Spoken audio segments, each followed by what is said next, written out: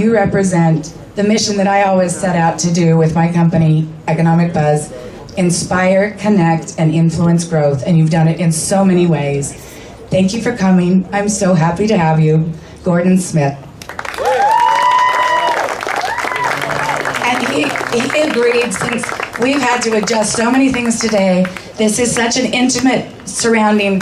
He agreed to do more like a Q&A. Let's just talk. Town hall, I like that. Okay, Gordy, I'm going to give you this. You talk.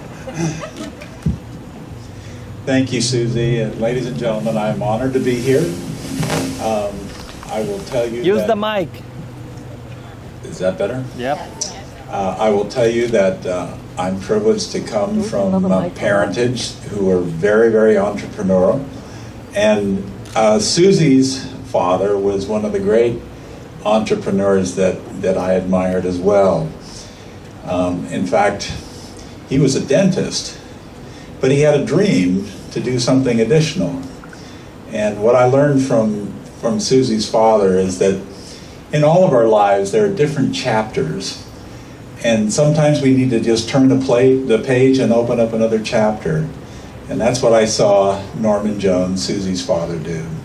So when I watch her up here doing this entrepreneurial thing and celebrating entrepreneurship, I want you to know that she comes by it honestly.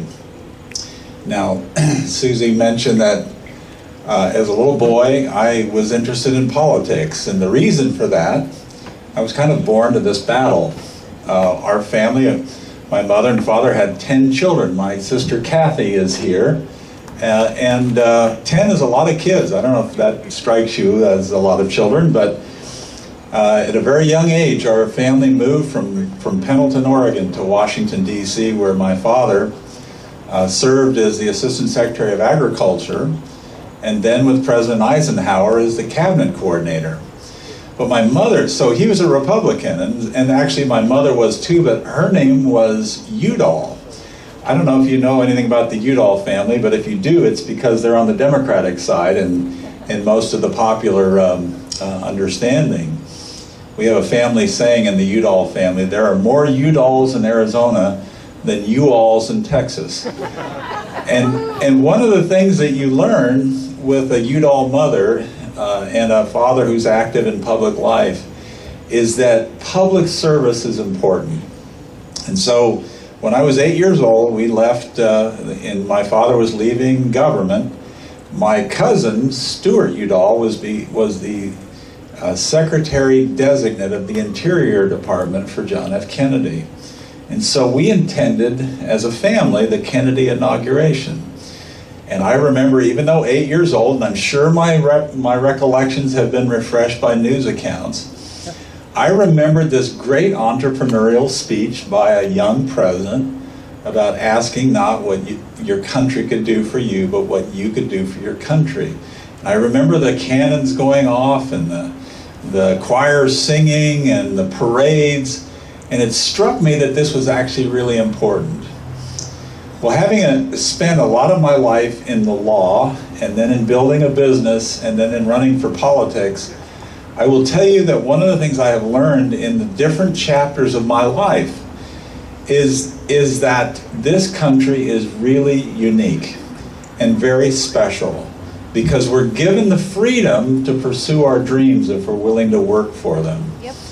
I used to have in the U.S. Senate plane loads of I guess they were field trips from Oregon of young people, and they were always hungry to know, how can I be successful? And I would always tell them, dream big, work hard, and have the right kind of fun along the way. And I always emphasize with young people, the right kind of fun, because sometimes kids can get diverted into the wrong kind of things. But in this country, and this was brought home to me the other day when I was golfing at the Congressional Country Club. I had a caddy who was very obvious from his accent that he was from Germany. And as I got to know this young man, I asked him why he was caddying a Congressional Country Club. And he said, well, I'm getting my doctorate at the University of Michigan in engineering. And I said, well, are you going to go back to Germany then and do something? He says, no, I need to find a way to stay in America. Because in this country, you have a system of government that allows people to pursue their dreams. I thought, what a remarkable testament to this country. And I have found that true in my own life. Now, you might think that there's a lot of difference between being an entrepreneur and going into politics. And there are many differences. But there are actually many similarities. And so when Susie asked me to come down and talk to you, I just made a list of the things that I did in business, what I now do in running a trade association, and what I did in politics that had linkage that relate to entrepreneurship. There are three things, and they all start with P. The first I put down was to project. What do I mean by projecting? It means that if you have a dream and you can envision it, I'm just telling you, in this country, you can accomplish it if you do the next two things that start with P. And that is to have a plan. And a plan consists of having a goal with timelines on that goal, and then getting around yourself people who have strengths where you may have weaknesses. And not to be intimidated by that, but to draw around. You often hear people in business say, my best assets are my people. And that's almost true. Actually, your best assets are your best people. And those are the people who tend to be the most entrepreneurial.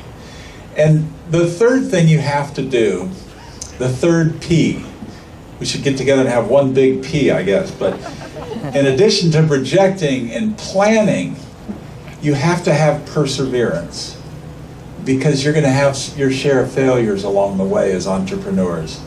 And so I have kind of as a theme for the remarks I wanted to give you, I thought I'd be at a podium in front of a big, not by a lovely niece, but with a projector, and I could put all this stuff on, but I'm glad we're not, that this is more conversational in that sense.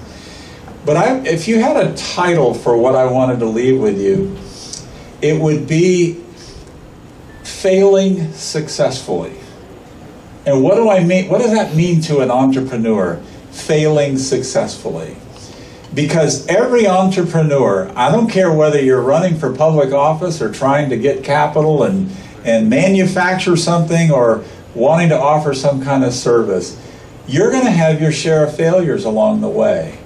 And those failures aren't defeats until you quit. Until you quit. Now, there are three types of failures that entrepreneurs and politicians run into. The first one is a bad failure. And the bad failures are those things that are foreseeable and preventable, and they usually result because you're not working hard enough or you're not paying attention to details. Those are the kind of bad failures that lead to defeat. And then there's the manageable failures. Those are the kinds of failures you'll run into which are just simply things beyond your control. But if you work at it, you can manage the failure and over time turn it into success. And the third kind of failure is actually a really good failure. Those are the failures that come when you're pushing the frontiers of research, of thought, of technology, and trying to take that frontier and apply it into a good or a service. And when you do that, I don't care whether you're in the service business or whether you're in the manufacturing business of producing something, there are three principles you got to be really good at. In my case, it's producing peas or getting elected as a Republican in a very democratic state. And those things are, in a business sense, you have to have cost controls that lead to competitive pricing. Because people won't even talk to you, they won't even start the conversation if they think your stuff's just too expensive, until they might recognize that you have the second thing, which is superior quality. That's why Apple does so well. That's why we pay for iPhones They cost so much more than an HTC or a Samsung, but the quality is just so doggone good, we're willing to shell out some more money for it. So price, and then quality, and then the third thing, particularly if you're in the service business, your service has to be impeccable, and it has to be constant, and it has to keep the customer in mind. Those principles actually also apply in a slightly different sense than politics. You know, there's the old saying that people don't care how much you know until they know how much you care. And that's really, really true in business and in politics.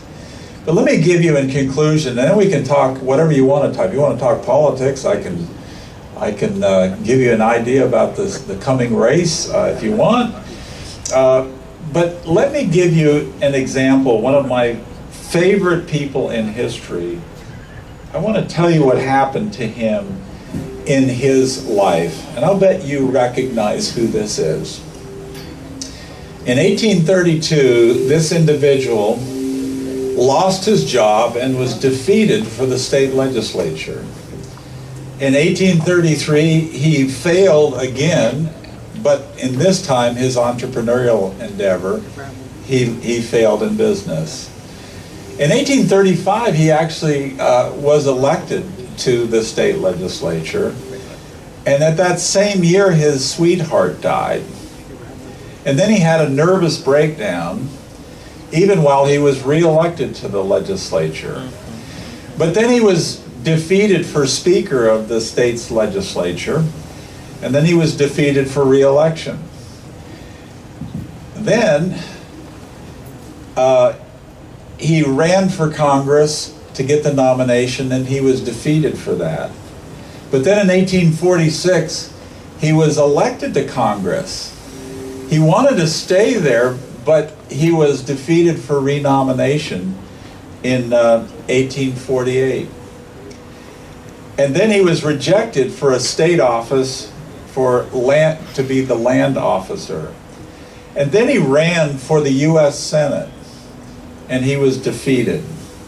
And then he ran for the nomination of the new Republican Party in its first presidential campaign in 1856, and he was defeated. And then he ran again 2 years later for the U.S. Senate, and he was defeated again. And then in 1860, he was elected President of the United States.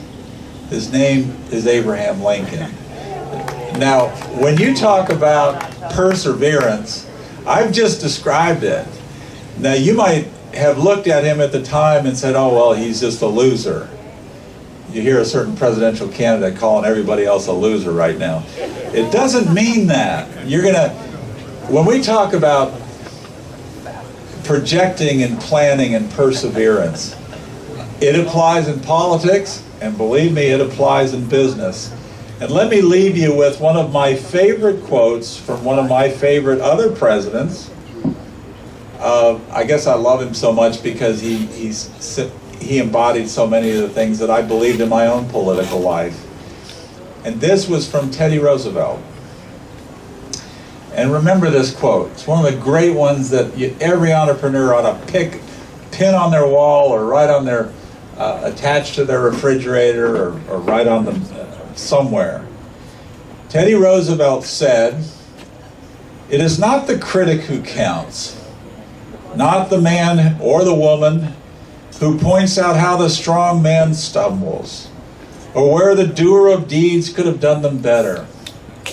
The credit belongs to the man," and I add woman, "who is actually in the arena, whose face is marred by dust and sweat and blood, who strives valiantly, who errs, who comes short again and again, because there is no effort without error and shortcomings, but who does actually strive to do the deeds, who knows great enthusiasms, the great devotions, who spends himself in a worthy cause, who at best knows in the end the triumph of high achievement, and who at the worst, if he fails, at least fails while daring greatly, so that his place shall never be with those cold and timid souls who know neither victory